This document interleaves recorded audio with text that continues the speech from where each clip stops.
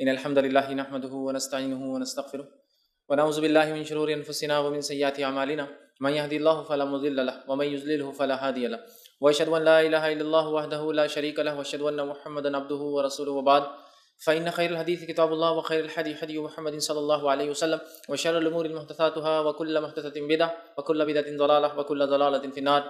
وقال عز وجل في القرآن المجيد أعوذ بالله من الشيطان الرجيم بسم الله الرحمن الرحيم يا أيها الذين آمنوا اتقوا الله حق تقاته ولا تموتن إلا وأنتم مسلمون. وقال يا أيها الناس اتقوا ربكم الذي خلق من نفس واحدة وخلق منها زوجها وبث منهما رجالا كثيرا ونساء واتقوا الله الذي تسألون به والأرحام إن الله كان عليكم رقيبا. وقال يا أيها الذين آمنوا اتقوا الله وقولوا قولا سديدا يصلح لكم أعمالكم ويغفر لكم ذنوبكم ومن يطع الله ورسوله فقد فاز فوزا عظيما. اللهم صل على محمد وعلى آل محمد كما صليت على إبراهيم وعلى آل إبراهيم إنك حميد مجيد. اللهم بارك على محمد وعلى آل محمد كما باركت على إبراهيم وعلى آل إبراهيم إنك حميد مجيد. رب اشرح لي صدري ويسر لي أمري واحلل عقدة من لساني يفقهوا قولي. وقال عز وجل في القرآن المجيد أعوذ بالله من الشيطان الرجيم بسم الله الرحمن الرحيم إن عدة الشهور عند الله 12 شهرا في كتاب الله يوم خلق السماوات والأرض منها أربعة حرم ذلك الدين القيم فلا تظلموا فيهن أنفسكم. أما بعد.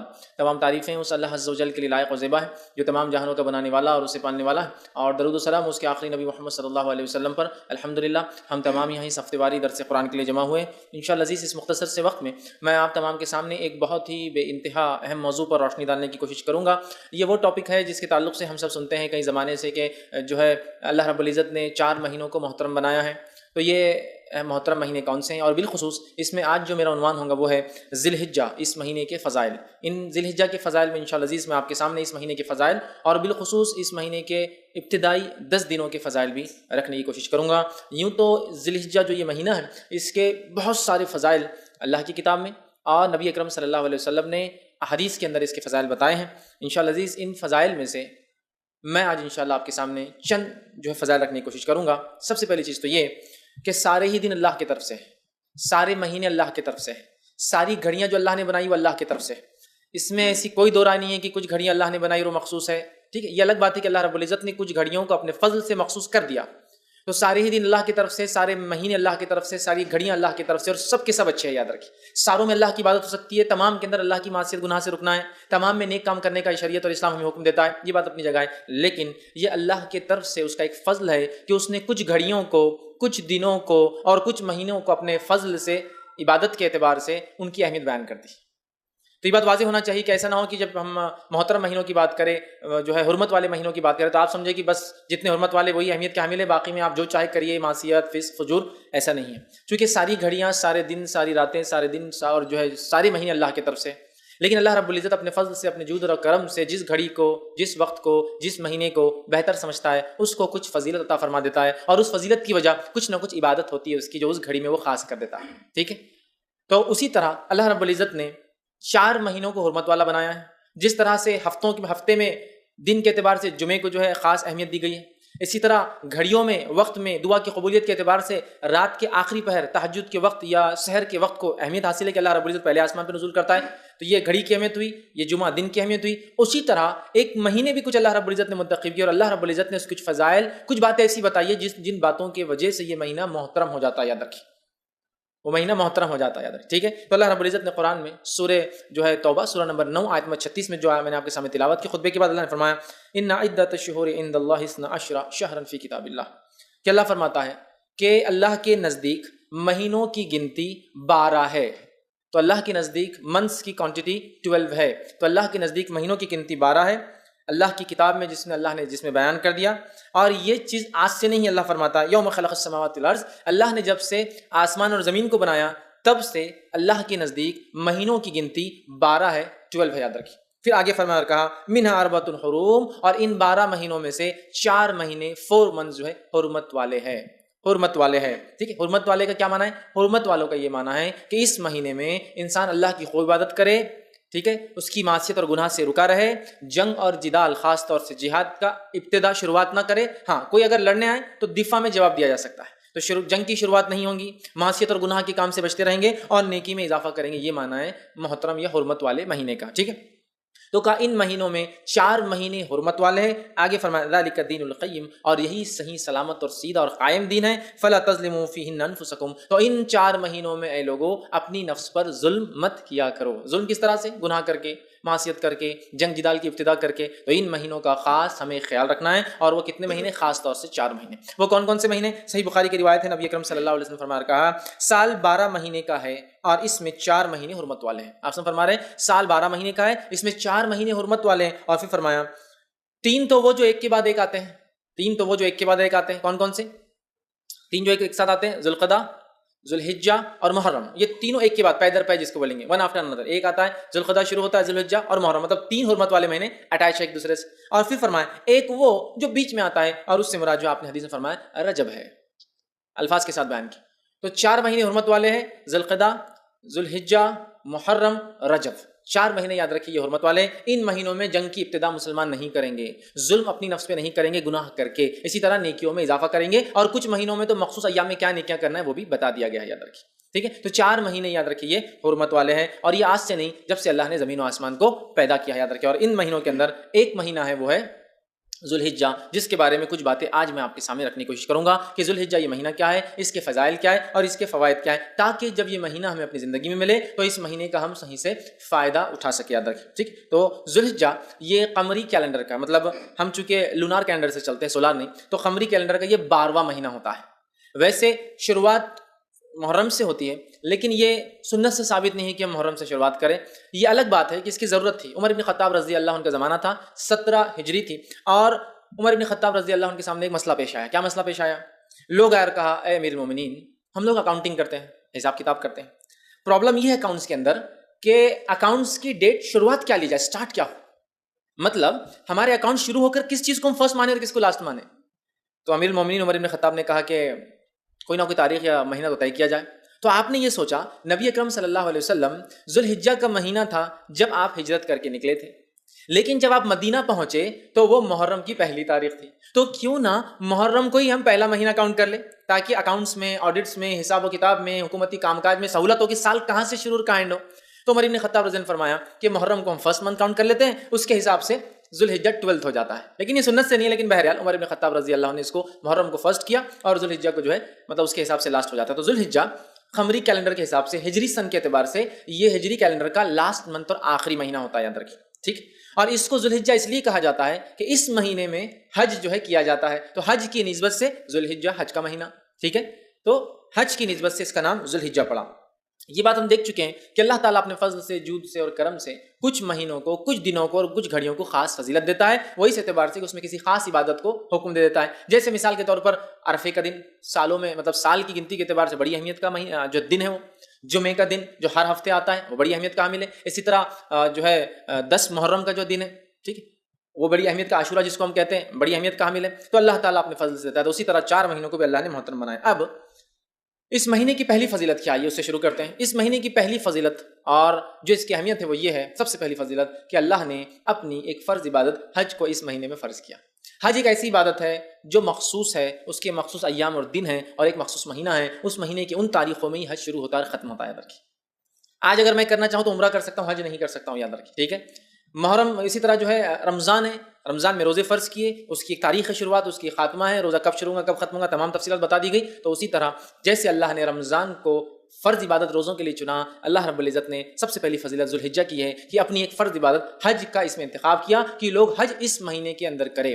تو ذوالحجہ اس مہینے کی پہلی فضیلت یہ ہے کہ اللہ نے حج کے اندر جو ہے حج کے لیے اس مہینے کا انتخاب کیا. اور حج کیا ہے میں سمجھتا ہوں سب جانتے ہیں. ابراہیم علیہ الصلوۃ والسلام جو اللہ کے برگزیدہ نبی تھے اور ہم جو ہے ایک انبیاء میں بڑا ابو الانبیاء ان کا لقب تھا، ہم نبیوں کے باپ کہلاتے ہیں. اللہ رب العزت سے آپ نے دعا کی تھی اور آپ کے بعد سارے انبیاء آپ ہی کی نسل میں پیدا ہوئے. گو اس کے بعد کی پوری جو ہے یا تو اسحاق علیہ الصلوۃ والسلام سے یا پھر آپ کے جو ہے دوسرے بیٹے جو ہے اسماعیل علیہ الصلوۃ والسلام سے، دونوں سے ہی سارے نبی پھر آخر تک آئے. تو اللہ نے ان کو چن لیا تھا اور انہوں نے ہی اپنے بیٹے اسماعیل علیہ السلام کے ساتھ مل کر کعبے کی تعمیر کی تھی. کعبے کی تعمیر کی تھی. اور جب کعبے کی تعمیر کر چکے تو اللہ نے فرمایا سورہ حج سورہ نمبر 22 آیت 27 میں اور کہا ہم نے حکم دیا کہ دنیا میں حج کی پکار بلند کرو. ابراہیم علیہ السلام کو اللہ نے حکم دیا اے ابراہیم آواز لگاؤ لوگوں کو. ابراہیم علیہ السلام نے کہا اللہ میں آواز تو لگاؤں گا، آئیں گا کون؟ مکہ آج سے 5-7 ہزار سال پہلے کی بات ہو رہی ہے، جو بے آباد ایک بستی ہے اور پہاڑی علاقہ ہے، وہاں کچھ اگتا بھی نہیں، نہ سبزی اگتی ہے، نہ پیڑ اگتے ہیں، نہ جھاڑ لگتے ہیں. کہا آواز دو. تو ابراہیم علیہ السلام کو تعجب ہوا کہ آواز تو دیں گے لیکن آئیں گا کون، سنیں گا کون؟ لیکن اللہ رب العزت نے کہا ابراہیم آواز دینا تمہارا کام ہے، پہنچانا یہ ہمارا کام ہے آواز. اور ابراہیم علیہ السلام نے آواز دی جو اللہ نے حکم دیا. ہم نے حکم دیا کہ دنیا میں حج کی پکار بلند کر دو، لوگ تمہاری طرف دوڑتے ہوئے چلے آئیں گے، لوگ تمہارے دوڑتے چلے آئیں گے. ان میں وہ لوگ ہوں گے جو پیدل چل کر آئیں گے، اور وہ بھی ہوں گے جو مختلف قسم کی سواریوں پر اپنے مقام سے نکل کر بیت اللہ کے حج کے لیے آئیں گے. ابراہیم علیہ السلام نے آواز دی، اور اسی آواز کا نتیجہ یہ ہے کہ تب سے لے کر آج تک جوق در جوق انسانیت ہزاروں سال سے ذی الحجہ کے مہینے میں ہر سال وہاں پہنچ جاتی ہے ابراہیم علیہ السلام کی آواز پر لبیک کہتے ہوئے، لبیک اللہم لبیک. تو ابراہیم علیہ السلام کو اللہ نے حکم دیا تھا آواز دو لوگوں کو، اور لوگ آ رہے ہیں جوق در جوق یہ آواز لگاتے ہوئے کہ اے اللہ جو ابراہیم کے ذریعے تو نے آواز لگوائی کہ تیرے گھر کا طواف ہو، حج ہو، تو لبیک اللہم لبیک، اے اللہ ہم حاضر ہے، اے اللہ ہم حاضر ہے، ہم پریزنٹ ہے اس چیز کے لیے، ہم نے اس پکار کا جواب دیا اور ہم یہاں موجود ہے تیرے گھر کے حج کے لیے، طواف کے لیے، سعی کے لیے اور دیگر ارکان کے لیے. تو یہ سب سے بڑی فضیلت اس مہینے کی ہے کہ اللہ رب العزت نے اس مہینے کو چنا اور اپنی فرض و حج کے لیے چنا. اور ابراہیم علیہ السلام اور آپ کے خاندان کا کتنا گہرا تعلق حج سے میں سمجھتا ہوں بتانے کی ضرورت نہیں. چاہے زمزم کے نکلنے کا معاملہ ہو تو اسماعیل علیہ السلام اس کی وجہ بنے، اسی طرح جو ہے صحیح جو صفا مروہ کے بیچ میں ہم جاتے ہیں جو کہ رکن ہے، اس کے بغیر حج نہیں ہوتا، عمرہ نہیں ہوتا. وہ آپ کی جو ہے بیوی ہاجرہ علیہ السلام کی وہ دوڑ تھی جو آپ نے جو ہے اپنے بیٹے کی خاطر جو کہ اللہ کے حکم کی خاطر ابراہیم علیہ السلام چھوڑ گئے تھے وہ ہے. چاہے پھر وہ حج کے بعد جو ہے قربانی کرنے کا معاملہ ہو، اسماعیل علیہ السلام اور ابراہیم علیہ السلام ہے. تو گویا اس خاندان کو اللہ نے چن لیا، اور جو کام ابراہیم علیہ السلام نے کیا اللہ چاہتا ہے کہ وہی کام ہم بھی کریں، اسی طرح کی قربانیاں، اسی طرح کا عمل. تو یہ سب سے پہلی فضل اس مہینے کی ہے کہ اللہ رب العزت نے اپنی فرض عبادت حج کے لیے اس مہینے کا انتخاب کیا. تو ہمیں چاہیے جس کے پاس استطاعت ہو، سفر کرنے کی صحت ہو، تو وہ ضرور حج کرے اس مہینے کے اندر. یہ تھی اس مہینے کی پہلی فضیلت. اسی طرح جو ہے ذو الحجہ مہینے کی دوسری جو اہم فضیلت ہے وہ یہ ہے کہ اللہ رب العزت نے اس مہینے کو حرمت والا مہینہ بنایا ہے. حرمت والا مہینہ کیا معنی ہے میں تفصیلات رکھ چکا ہوں. حرمت کا معنی یہ ہے کہ اس مہینے میں جنگ اور جدال، لڑائی نہیں کی جائیں گی. ٹھیک، ہاں کوئی لڑنے آئے تو دفاع، جوابی کارروائی کی جا سکتی، لیکن سٹارٹ کرنا، جواب دینا یا شروعات کرنا منع ہے. اس مہینے میں معصیت اور گناہ اور کبائر سے بچنا چاہیے اور زیادہ سے زیادہ نیکیوں میں اضافہ کرنا چاہیے. یہ معنی ہے حرمت والا. حرمت کا مطلب محترم، جیسا مسجد حرام کہتے ہیں مطلب محترم، یا حرام کا معنی ہوتا ہے وہ چیزیں جو عام جگہ پہ حلال ہے یہاں لیکن وہ حرام ہے. ٹھیک ہے، عام جگہ پہ آپ جھاڑ وغیرہ توڑ سکتے ہیں، جب آپ حج کو جائیں گے تو حرم کے اس میں آپ جھاڑ نہیں توڑ سکتے ہیں نا. تو گویا جو چیزیں باہر کی جا سکتی ہے ابھی جو حج کے لیے جب جائیں گا آدمی تو وہاں اس مقام پہ نہیں کر سکتا، اسے حرمت والا کہتے ہیں، محترم یا حرام چیز. اسی وجہ سے مسجد حرم کو حرم کہا جاتا ہے کہ وہاں حرام ہے بہت ساری چیزیں، غلط سوچنا وہاں غلط ہے، نقصان پہنچانا غلط ہے، ایذا دینا غلط ہے. سمجھ رہے ہیں؟ تو 4 مہینے حرمت والے ہیں. تو یہ ان مہینوں میں سے ایک مہینہ ہے. تو دوسری فضیلت اس مہینے کی یہ ہے کہ اللہ نے اس مہینے کو حرمت والا مہینہ بنایا ہے. اور اس کی حکمت علماء بیان کرتے ہیں کہ اللہ نے کیوں اس مہینے کو حرمت والا بنایا، اور خاص طور سے ان 3 ماہ کو ایک کے بعد ایک ذوالقعدہ، ذوالحجہ اور محرم کو کیوں حرمت والا بنایا. وہ لکھتے ہیں اور کہتے ہیں کہ عرب میں لوٹ مار بہت زیادہ تھی، تو وہ قافلوں کو لوٹ لیا کرتے تھے. تو اللہ رب العزت نے 3 مہینے کو پیدر پر محترم بنا دیا، جس کی وجہ سے حج کو جانے کا جو قافلہ ارادہ کرے تو حج کا مہینہ بیچ میں آتا ہے. ذوالقعدہ محترم، تو آدمی سفر کو نکل گیا، قبائل اپنے اپنے علاقوں سے نکلے، اور عربوں کے پاس اس کا بہت احترام تھا. نبی اکرم صلی اللہ علیہ وسلم کے زمانے میں بھی عرب حالانکہ جاہل تھے، بت پرست تھے، لیکن ان 4 مہینوں میں لوٹ مار نہیں کیا کرتے تھے. یہ الگ بات ہے کہ لوٹ مار کرنے کی ٹیکنیکس نکال لی تھی انہوں نے، کرتے یہ تھے کہ ہر سال میں کچھ سال اعلان کر دیتے کہ یہ بار محرم کا مہینہ بعد میں آئے گا. 3 مہینے ان سے چونکہ ان کا بزنس یا ٹریڈنگ کچھ بھی نہیں تھی تو انہوں نے یہ طریقہ نکالا تھا لوٹ مار. تو یہ کرتے تھے کہ محرم کو سرکا دیتے تھے، بولتے تھے ابھی 2 مہینے ایک ساتھ محترم. لیکن اللہ نے 3 کیوں رکھے تھے اس کی حکمت علماء لکھتے ہیں کہ تاکہ قافلے حج کے لیے نکلے مہینہ بھر پہلے، آرام سے حج ذوالحجہ میں پہنچے، حج کرے، اور آرام سے محرم کے مہینے میں اپنے اپنے گھر پہنچ جائے. اور رجب کو کیوں کیا اللہ نے پھر محترم بیچ میں، اس کی حکمت بھی علماء لکھتے ہیں تاکہ اگر عمرے کے لیے اگر کسی کو نکلنا ہو تو اللہ نے اس 1 مہینے کو بھی محترم کر دیا تاکہ لوگ آئے عمرہ کر کے اپنے اپنے گھر محفوظ اور حفاظت کے ساتھ چلے جائیں.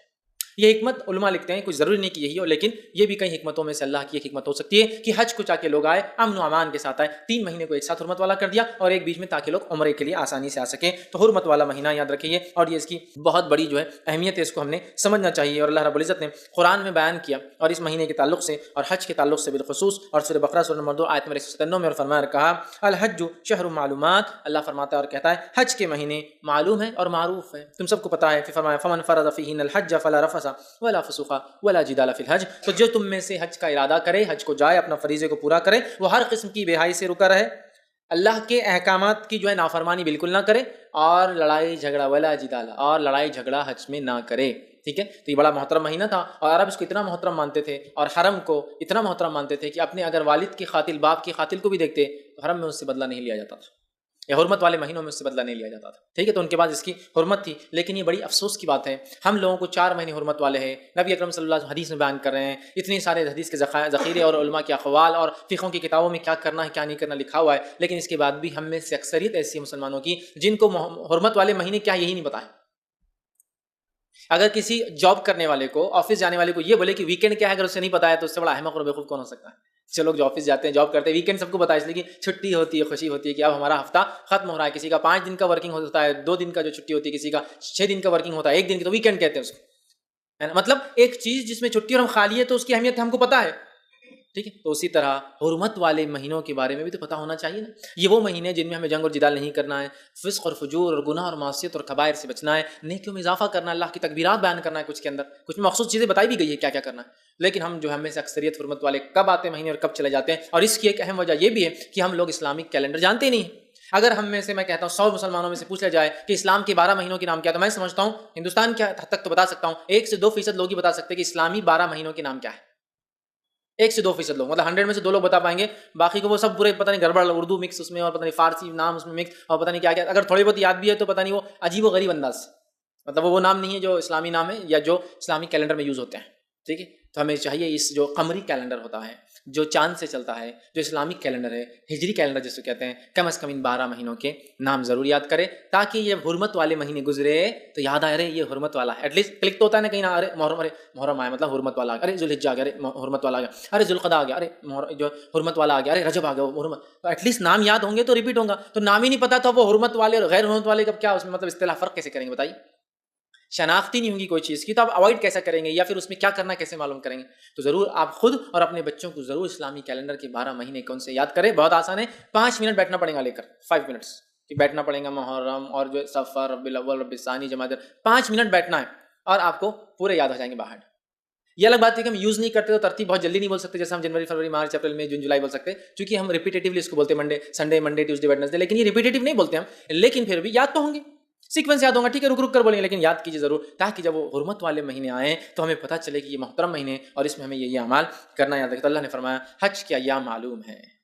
ٹھیک ہے, حج کے ایام معلوم ہے, الحج شہر معلومات, کہ حج کے کیا دن ہیں یہ سب کو معلوم ہے, اس کا تم لوگوں کو اللہ نے فرمایا علم ہے, یاد رکھیں. اسی طرح اس مہینے کی تیسری فضیلت, اہم فضیلت یہ ہے کہ اس مہینے میں اللہ نے جو 2 تہوار, جو 2 عیدیں ہمیں دی ہیں, جو 2 منانے کے فیسٹیولز دیے, وہ 2 میں سے ایک فیسٹیول آتا ہے جس کو عید الاضحیٰ, بقر عید, عید الضحیٰ, یوم النحر اور بہت سارے ناموں سے بہرحال پکارا جاتا ہے. ٹھیک, تو یہ دوسرا تہوار ہمیں دیا گیا. ٹھیک, تو یہ مہینہ بڑی اہمیت کے اندر حامل ہے. ایک عید الفطر ہے جو 90ویں مہینے میں رمضان میں آتی ہے, اور ایک عید الاضحیٰ ہے جو 12ویں مہینے میں اس کی 10 تاریخ کو آتی ہے. ٹھیک ہے, تو ہمیں چاہیے کہ اس مہینے کا احترام کرے, اس لیے کہ اللہ نے اس کی فضیلت یہ ہے کہ اس میں ایک عید کو مقرر کر دیا. اور جو ہے ہم تمام لوگ جانتے ہیں, انس بن مالک رضی اللہ عنہ کی روایت ہے, وہ فرماتے اور کہتے ہیں, یہ سنن ابو داؤد کی روایت ہے, وہ کہتے ہیں جب نبی اکرم صلی اللہ علیہ وسلم مدینہ آئے تو مدینہ میں مدینے کے لوگ 2 دن تہوار مناتے. کیا کرتے تھے؟ کھیلتے تھے, کودتے تھے, ملاقاتیں کرتے تھے, کھلاتے اور پلاتے تھے. جب آپ صلی اللہ علیہ وسلم نے کہا کہ یہ مدینے میں 2 دن کیا کرتے ہیں یہ لوگ مدینے کے, تو انس بن مالک رضی اللہ عنہ فرماتے ہیں کہ لوگوں نے کہا اللہ کے رسول, یہ وہ 2 دن ہیں جس میں لوگ کھاتے اور پیتے ہیں, کھیلتے اور کودتے ہیں, مطلب انجوائے کرتے ہیں, فیسٹیول مناتے ہیں, خوشیاں مناتے ہیں, سیلیبریٹ کرتے ہیں, مناتے ہیں. تو آپ نے کہا اور فرمایا حدیث کے الفاظ ہے, اللہ تعالیٰ نے تمہیں اس سے بہتر 2 دن عطا فرمائے ہیں. اللہ تعالیٰ نے مسلمانوں کو اس سے بہتر 2 دن عطا فرمائے. اور پھر فرما کہا عید الفطر اور عید الاضحیٰ, 2 دن تمہیں ان سے بہتر دیے گئے جو مدینہ میں لوگ منا رہے تھے. تو گویا عید الفطر اور عید الاضحیٰ 2 فیسٹیول ہے, 2 سیلیبریشنز ہے, 2 ایسے دن ہیں جس کو منانا ہے, تہوار جس کو بولیں گے ہندی زبان منانا ہے. لیکن آج ہمارا کیا حال ہے, ڈپلیکیٹ تہوار اتنے آ گئے کہ اوریجنل جب آتا ہے سیلیبریشن کا دن تو ہم بور ہوتے ہیں, ہے نا. عید الفطر آ گئی تو اکثر کا تو یہ حال ہے کہ رات بھر جا کے دن بھر سوتے پڑے ہوئے. سیلیبریشن ہے, تہوار ہے, تہوار کہتے ہیں منانے کے دن کو. مدینہ میں کیا کر رہے تھے صحابہ اسلام سے پہلے؟ 2 دن کھاتے تھے, پیتے تھے اور کھیلتے اور کودتے تھے اور تہوار مناتے تھے. مطلب وہ 2 دن انجوائمنٹ کے تھے, فل وہ لوگ ایک دوسرے کو انٹرٹین کرتے اور کھاتے اور پیتے تھے. آپ نے فرمایا تمہیں اللہ نے اس سے اچھے 2 دن دیے ہیں, اور وہ کیا ریپلیسمنٹ وہ 2 دنوں کا, تمہیں عید الفطر اور عید الاضحیٰ دی گئی ہے. اب عید الفطر تو سونے میں چلے گئی, اور عید الاضحیٰ کو تو اکثر ہمارے نوجوان اتنا بور ہوتے ہیں, یار صبح اٹھو, جانور کاٹو, وہ گندگی اور فلاں, اور کائکو پتہ نہیں یار یہ نہیں آیا تو اچھا دن, بہت بور ہو جاتے ہیں آج کے. مطلب گویا جو منانا تھا وہ ہم نہیں منا رہے. یہ کیوں ہوتا ہے معلوم آپ کو؟ جب ڈپلیکیٹ چیزیں زیادہ ہو جاتی تو اوریجنل کی اہمیت ختم ہو جاتی ہے. کتنے تہوار ہم نے منتھلی اور مطلب ویکلی ایجاد کر لی, دیکھ لیجیے, جس کا نتیجہ یہ ہوا حقیقی تہوار آ تو گل. شب قدر وہ رات ہے جس کو جاگنا ہے, اور اللہ کے رسول صلی اللہ علیہ وسلم اور آپ کی ازواج کو آپ پورے 10 راتیں جگاتے, یہ ہے شب قدر. کرنا ہے، جاگنا ہے. آپ سے ثابت ہے کہ آپ انس بن مالک رضی اللہ عنہ کو بھیجتے چونکہ آپ اعتکاف میں ہوتے، جاؤ میرے بیویوں کے گھر جاؤ، دستک دو، سب کو اٹھو، آج قدر ہو سکتی ہے، منانا ہے. اب ہم نے کیا کر لیا، 15 شعبان کو منا لیا، شب برات 120 سال کا ثواب پا لیا، حالانکہ موضوع روایت ہے. اور اس کے بعد اس سے پہلے منا لیا، کیا منا لیا، شب معراج، جس کا تو نہ سر ہے نہ پیر ہے اس کی بیچارے کی، نہ اس کا کوئی ثبوت ہے، اور دونوں منا لیا. اب قدر کی ضرورت ہی کیا رہی، اس لیے کہ 120 سال کا ثواب تھا، 15 شعبان کو اٹھا لیا ہمارے جو مسلمان بھائی نے. اب اس کو کیا ضرورت ہے شب قدر کی، جس کے بارے میں اللہ کے رسول صلی اللہ علیہ وسلم کی حدیث، جس کے بارے میں اللہ نے اپنے کلام میں 97 نمبر کا 97 نمبر کا پورا سورہ اتار دیا، انا انزلناہ فی لیلۃ القدر وما ادراک ما لیلۃ القدر لیلۃ القدر خیر من الف شہر، 1000 مہینوں سے افضل کا ہے اس رات کو. لیکن ہم اس کو انجوائے نہیں کر رہے ہیں، اس کو منا نہیں رہے جیسا منانے کا حق عبادتیں کر کے. کیوں؟ ڈپلیکیٹ نے اصل کو ختم کر دیا. تو اسی طرح ڈپلیکیٹ تہوار ہم نے اتنے ایجاد کر لیے کہ حقیقی تہوار، حقیقی سیلیبریشن، حقیقی عید ہم بھول گئے، چونکہ ڈپلیکیٹ عیدیں، ڈپلیکیٹ تہوار، ڈپلیکیٹ انجوائمنٹس اتنے ایجاد کر لیے اسی کو انتہا. اور اس کے علاوہ سوڈو انجوائمنٹس، جھوٹے انجوائمنٹس، جس کے اندر صرف اپنی نفس کا فائدہ ہوتا ہے. یہ حقیقی انجوائمنٹ ہے کیا؟ عیدین حقیقی انجوائمنٹ ہے، دونوں میں کچھ نہ کچھ دینا ہے انسانیت کے لیے. عید الفطر میں آپ فطرہ نکال رہے ہیں، عید الاضحیٰ میں آپ گوشت تقسیم کریں، انسانیت کو کچھ دے رہے ہیں، جبکہ باقی جتنے انجوائمنٹ میرے اور آپ کے سب صرف ایک پرٹیکولر گروپ کو فائدہ دیتے ہیں. ہم سب دوست مل کے کھا رہے ہیں. اگر ہم فقیر آ گئے تو ہکا لو یار اس کو، ہاں کھڑا ہو گیا، اس کے دیکھنے کی وجہ سے نظر لگ جائیں گے. دیا نہیں جا رہا اس کو، ایک لمیٹڈ گروپ میں ہے. لیکن یہ دو تہوار ایسے ہیں جس میں ساری امت فائدہ اٹھاتی ہے، اور بلکہ امت سے بڑھ کر انسانیت بھی فائدہ اٹھاتی ہے. سمجھ رہے ہیں آپ؟ تو بہرحال آپ صلی اللہ علیہ وسلم فرمائیے ہے. اور ان دو عیدوں کے علاوہ اسلام میں کوئی جشن، کوئی عید، کوئی تہوار، کوئی منانے کا ڈے نہیں ہے. اس بات کو آپ بالکل گرہ باندھ کے رکھ لیں اپنے ساتھ. ہوتا تھا نا پہلے، لوگ یاد رکھنے کے لیے چیزیں دوپٹے پہ عورتیں جو ہے گرہ لگا دیتی تھی، یا لوگ دستیوں پہ لگا دیتے تاکہ یاد رہے کہ کچھ تو بھی کام کرنا ہے. گرہ لگا لیجیے کہ کوئی اور تہوار اور عید نہیں ہے ہمارے لیے. ٹھیک ہے، آئیے اس سے آگے بڑھتے ہیں. یہ وہ مہینہ ہے، اس کی فضیلت ہے جس میں ہمارا دین مکمل ہوا، اللہ نے اس کا اعلان کیا. یہ وہ مہینہ ہے. نبی اکرم صلی اللہ علیہ وسلم پہ سورہ مائدہ کی آیت نمبر 3 کا ایک ٹکڑا اسی مہینے نازل ہوا جب آپ نے حجۃ الوداع میں خطبہ دیا صحابہ کو، اور عرفے کا دن تھا. اور اس کے بعد اللہ کے رسول صلی اللہ علیہ وسلم فرمایا الا هل بلغت، کیا میں نے تم تک پیغام پہنچا دیا، کیا میں نے تم تک اسلام پہنچا دیا؟